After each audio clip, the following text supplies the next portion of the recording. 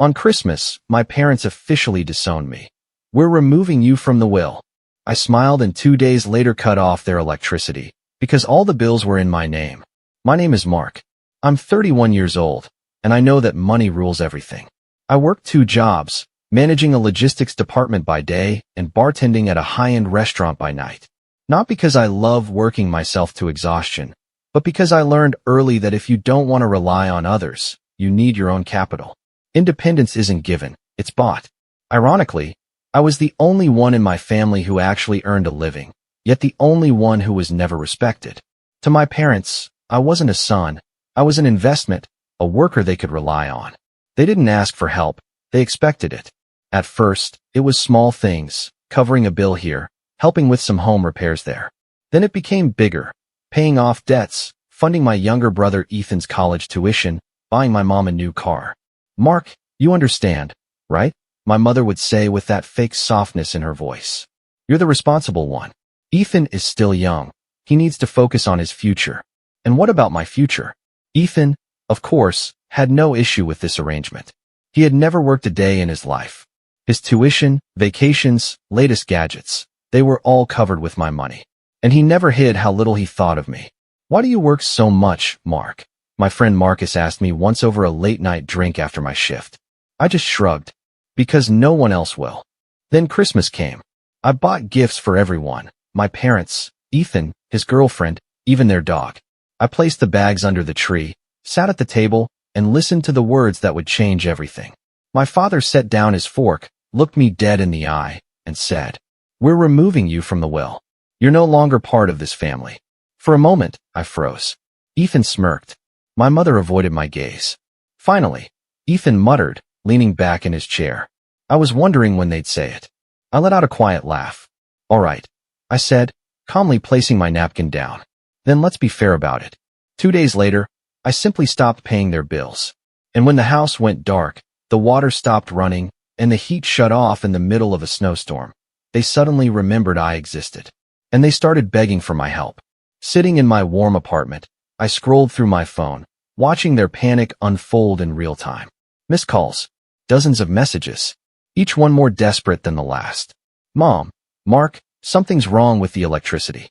The whole house is dark. Call me." "Dad, did you forget to pay the bill? Fix it now." "Ethan, you think this is funny, jerk? The Wi-Fi is down too." I was in the middle of a game. I smirked, tossing my phone onto the coffee table. They still didn't get it. This wasn't a mistake. It wasn't an accident. I was done. Months earlier, how we got here. "You're lucky you have us," my mother always told me, stirring her tea like she was bestowing wisdom upon a clueless child. "A lot of people don't have family to rely on. But we're here for you, Mark. That's what family is, support." Support? Let's talk about support. For the past 10 years, I had been their personal safety net. Every late bill, every emergency expense, every ridiculous demand, I was their answer to everything. When Ethan failed a class and had to pay for extra courses, guess who covered it? When my dad's car broke down and he didn't want to touch his savings, who pulled out their wallet? When my mom wanted to remodel the kitchen because it looked outdated, who took care of it? I never asked for a dime in return. I never asked for thanks, either. But you know what? Maybe I should have. Because the one time I hesitated, the one time I didn't immediately cave, they turned on me like wolves. It was a few months ago. I had just finished a brutal 14-hour shift at the restaurant, my feet aching, my body running on caffeine and stubbornness. I had planned to go home, crash for a few hours, then do it all over again the next day. Instead, I walked through the door and into a family ambush. Mom, Dad, and Ethan were sitting in the living room, waiting for me. Their faces were calm, too calm. I knew that look. It was the same one they had when they wanted something expensive. "What's going on?" I asked, tossing my keys onto the counter. Dad sighed, rubbing his temples. "We've been talking, and it's time you step up a little more, Mark." Step up? I was already carrying their entire lives on my back. Ethan leaned forward, smirking like he already knew I wasn't going to like what came next. "The house," Mom said softly. "We think you should take over the mortgage payments." I blinked. "Excuse me." Dad shifted in his chair. "You make more than all of us combined, Mark. It just makes sense." I laughed. I actually laughed. "You're joking." Mom frowned. Why would we joke about something this important? Oh, I don't know, I said, shaking my head. Maybe because you're asking me to pay for a house I don't even live in. You spend so much time here anyway, Ethan said, stretching his arms behind his head. Might as well make it official. That's when I realized this wasn't a request. They had already decided. In their minds, I wasn't a son or a brother. I was a walking bank account. And when a bank refuses a loan, what do people do? They get angry. Mark, Mom said, her voice dripping with fake patience. It's just money. You always say you work hard to support the people you love. Yeah, I said coldly. People who deserve it. Dad slammed his hand on the table. Don't be selfish. Selfish? I had spent the last decade breaking my back for them, and they dared to call me selfish? You're unbelievable, Ethan muttered. You have no problem buying yourself a new car, but you won't help your own family? I clenched my fists. The car is on a loan. You know, something normal adults pay for themselves. You're the only one here who can afford it, Mom said sharply. And if you really loved us, you wouldn't even be arguing right now. Ah, there it was. The guilt trip. That was their final trick. And the sad part? It used to work. But not anymore. I exhaled slowly, picking up my keys. No. Mom blinked. What? No. I repeated, turning toward the door. I'm not paying for the house. I'm not paying for Ethan's life. And I'm definitely not going to sit here and be insulted for not doing enough when I've already done more than anyone else ever would. Ethan scoffed. Yeah? And what are you going to do about it? Just walk away. I smiled. Just watch me. Back to the present, reality hits hard. 2 days after I cut the utilities, the real panic began. Mom called me 12 times in one day. Dad left a voicemail, his voice laced with poorly hidden anger. This isn't funny, Mark. You made your point. Now turn everything back on. Ethan, of course, sent the most entitled message of them all. Ethan, you're such a child. You think we can't survive without you? We'll be fine. Enjoy your pathetic life. I rolled my eyes. Oh, I was enjoying it. Especially when, less than 24 hours later, another message came through. Mom, Mark, we're so sorry about Christmas. Please, can we talk? Dad, your mother isn't feeling well. The cold is too much for her. Can't you just be reasonable? Ethan, dude, the pipes are freezing. Come on, man. This is serious. I smirked. Oh, now it was serious? They had spent years treating me like a second-class family member. They had cut me out of the will, laughed in my face, and told me I wasn't part of their world anymore. And yet, here they were, crawling back. I leaned back in my chair, sipping my coffee, before finally typing a response. Me. I thought I wasn't part of the family anymore. 3 dots appeared. Someone was typing. Then they stopped. Then started again. I chuckled, tossing my phone aside. Let them freeze. For the first time in my life, I had silence. No calls demanding money. No last-minute emergencies that somehow always became my problem. No guilt trips disguised as family dinners. Just peace. I woke up, stretched, and made myself breakfast without rushing out the door to put out someone else's fire. The world felt different. Lighter. Then, the knocking started. Loud. Desperate. I sighed, already knowing who it was. When I opened the door, there they stood. Mom wrapped in layers of coats, her lips blue from the cold. Dad, his face tight with frustration. And Ethan, shivering, his entitled smirk finally gone. For the first time in years, he actually looked nervous. I crossed my arms. To what do I owe the pleasure? Mark. Mom started, her voice shaking, not from emotion, but from the lack of heating. This has gone on long enough. You've made your point. I raised an eyebrow. Have I? Dad took a deep breath, like he was preparing for a battle he didn't want to fight. Come on, son. Your mother isn't feeling well. The house is like icebox. I leaned against the doorframe, pretending to think. Huh, that's rough. Ethan snapped. This isn't funny, Mark. His voice cracked from frustration, or maybe from spending the last 3 nights freezing his ass off. You're acting like crazy. Who turns off their own family's power? I laughed. Oh, so now I'm part of the family again? Mom's face twisted. Mark. No, really, I said, tilting my head. Because last time we spoke, you were kicking me out of the will. Said I wasn't one of you anymore. Dad exhaled sharply, rubbing his forehead. Mark, let's be reasonable here. Reasonable. They always pulled that word out when they wanted something. I stepped aside, gesturing toward the warm apartment behind me. You must be freezing. Come in. They hesitated for only a second before practically running inside. Ethan's hands shook as he grabbed a mug from my kitchen counter. He didn't even care what was inside. He just wanted something hot. Mom unwrapped her scarves, sighing with relief as the heat from my apartment thawed her out. Dad leaned against the wall, rubbing his hands together. They were pathetic.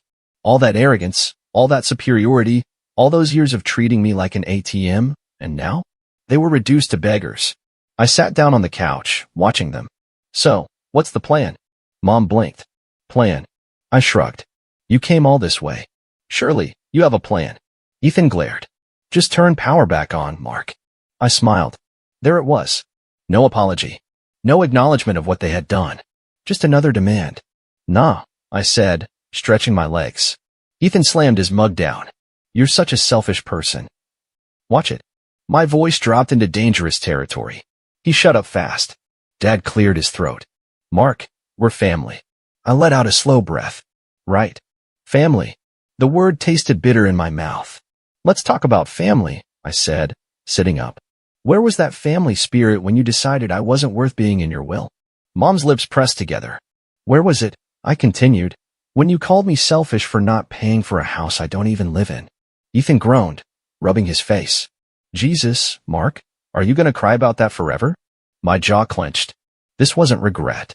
This wasn't guilt. This was annoyance. They weren't sorry for what they had done. They were just mad that it backfired. Mom sat up straighter, folding her hands in her lap. Mark, let's make a deal. I almost laughed. A deal? I gestured for her to continue. Go on. You turn the utilities back on, she said carefully, and in return, we forget about this little tantrum. I stared at her. Then I laughed. Hard. Dad frowned. What's so funny? I wiped a tear from my eye. You really think I'm the one having a tantrum? Ethan scoffed. You're acting like lunatic over a will, Mark. I exhaled slowly. They still didn't get it. All right, I said, standing up. You want to make a deal? Fine. They perked up. I'll turn the utilities back on, I said, walking to the door. For $10,000 up front. Silence. Ethan's mouth dropped open. What? Mom looked horrified. Mark, we don't have that kind of money. Dad's face turned red. Are you out of your mind? I grinned. No. Just finally playing by your rules. Because to them, everything had always been a transaction. They used me. They demanded things. They acted like I owed them everything. No? I was the one setting the price. Consider it rent, I said. Since I basically funded that house for the past decade. Mom turned to Dad, voice dropping to a whisper. We can't afford that. Dad clenched his jaw. He's bluffing. I opened the front door. Then you'd better start looking for candles. Ethan shot up. You're seriously kicking us out into the cold? I smirked. No, I'm letting you leave. There's a difference. They hesitated, waiting, hoping I would break. But I didn't. I just stood there, arms crossed, watching as the reality sank in. I was done. Finally, Dad stood up. He didn't look at me as he walked past. Just muttered, let's go. Mom hesitated. Her eyes searched mine, looking for something, the old Mark, the one who would cave. She didn't find him. With a heavy sigh, she pulled her coat tighter around her and followed Dad out. Ethan was the last to leave. He paused at the door, his jaw tight. You're really doing this? He asked. I looked him dead in the eye. I already did. He scoffed. You're gonna regret this. I grinned. I doubt it. And with that, I shut the door. Hard. I waited until I heard their car pull out of the driveway before exhaling. My hands were steady. For the first time in my life, I had one. And wow, it felt good. The silence in my apartment wasn't just peaceful, it was powerful. For the first time in years, I wasn't bracing for a call about an urgent expense. My money was mine. My time was mine. And my family? They were on their own. The first week without me. At first, they tried to act like nothing had changed. Ethan posted some fake motivational nonsense on Instagram. People come and go, but real family stays together. No time for fake ones. Oh, that was cute. Mom tried guilt-tripping me through text messages. Mom, Mark, I know you're upset, but don't let pride ruin our family. Call me. Mom, your father is worried about you. We all are. Please come over so we can talk. Talk? About what? The fact that they treated me like disposable income? The fact that they only cared now because their free ride was over? I ignored the messages. Then, day 5 hit. And the mask started slipping. The collapse begins. It started with a call from our nosy Aunt Linda. Mark, she sighed dramatically. I heard what happened. You can't be serious about this. I'm very serious, I said, leaning back in my chair. Your mother is miserable, she continued. Your father is furious. And Ethan? I smirked. Let me guess. Ethan is struggling? Aunt Linda hesitated. Well, yes. The house is cold, the bills are stacking up. Your parents can't just fix this overnight. Not my problem, I said easily. She gasped like I had just slapped her. Mark, that's your family. No, Aunt Linda, I said, grinning as I finally said it out loud. I was their financial plan. And now? They need a new one. I hung up. The next day, I got a call from Ethan. I almost didn't pick up, but curiosity got the better of me. What? I answered flatly. You happy now? He snapped. The house is falling apart, Dad's losing his mind, and Mom won't stop crying. You win, okay? Just come back and fix this. I snorted. Fix it? With what? Ethan? My money. You don't even need it, he yelled. You make more than all of us. It's not like you're struggling. I let out a slow breath. So, let me get this straight. The problem isn't that you used me for years, it's that I finally stopped letting it happen? Ethan fell silent. Then, in a lower voice, he muttered, You're really doing this? I already did, I said, smiling. And I'm never going back. Click. I blocked his number. The moment it all sank in. 1 week after cutting them off, I got a final text from my mother. Mom, Mark. I don't know what to say anymore. We never thought you would do something like this to us. But I hope you can live with yourself, knowing you abandoned your family in their time of need. I stared at the message for a long time. Then I typed out the last thing I would ever say to her. Me, I didn't abandon you. You abandoned me the moment you decided I was only worth keeping if I paid for everything. Now, you get to live with that choice. Take care. I had sinned. And for the first time in my life, I felt free. The life they never wanted me to have. I started living for myself. I upgraded my apartment. I booked a vacation, my first one in years. I actually enjoyed my money instead of watching it disappear into someone else's pockets. And guess what? The world didn't end. They survived without me. Turns out, when people actually have to figure out their own problems, they do. I heard through a mutual friend that Ethan had finally started looking for a job. Mom and Dad downsized to a smaller house. Their lives adjusted, just like I always knew they could. They just didn't want to. Not as long as I was there to make it easy. The last attempt at manipulation. Months passed. I didn't hear from them. I didn't miss them. Then, one day, I got an email. Subject, from Dad. I rolled my eyes but opened it. Mark. I don't know if you care, but your mother's birthday is coming up. She would love to see you. Maybe we can put all this behind us. I chuckled. Put this behind us? That was rich. I typed out a reply. Dad. I appreciate the invitation. But the last time I saw you, I wasn't part of the family anymore. And honestly, I like it that way. Tell Mom I said happy birthday. Send. And just like that, I closed the last door they had left open. I wasn't their ATM. I wasn't their backup plan. I wasn't their family. And I never would be again. Months passed. No more desperate calls. No more guilt-tripping messages. No more fake invitations to talk. They had finally accepted it. I was gone. And I had never been happier. For the first time in my life, I was living for myself, not as their backup plan, not as their ATM, not as their safety net. Just me.